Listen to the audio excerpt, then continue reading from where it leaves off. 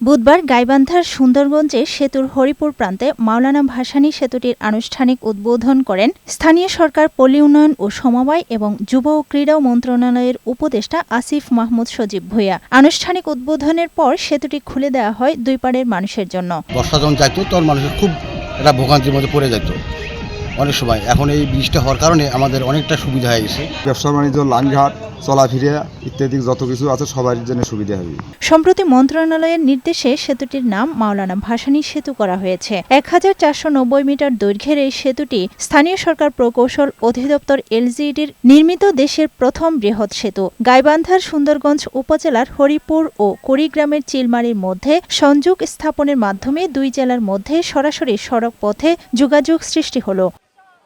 Saudi development ফাউন্ডেশনের আর্থিক সহায়তায় চীনার ঠিকাদারি প্রতিষ্ঠান পিসি গার্ডার এই সেতুটি নির্মাণ করেছে, যেখানে বসানো হয়েছে 31টি স্প্যান। সেতুর পাশাপাশি এর উভয় পাশে স্থায়ীভাবে নদী শাসন করা হয়েছে প্রায় 3.5 কিলোমিটার। সেতুর উভয় পাশে সংযোগ সড়ক নির্মাণ করা হয়েছে 86 কিলোমিটার।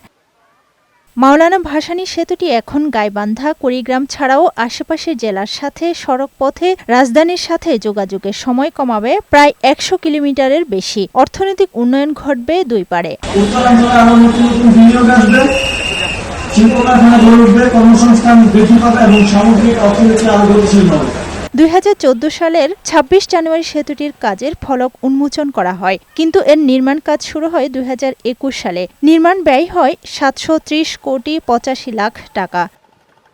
আফরোজা সুলতানা, বৈশাখী সংবাদ।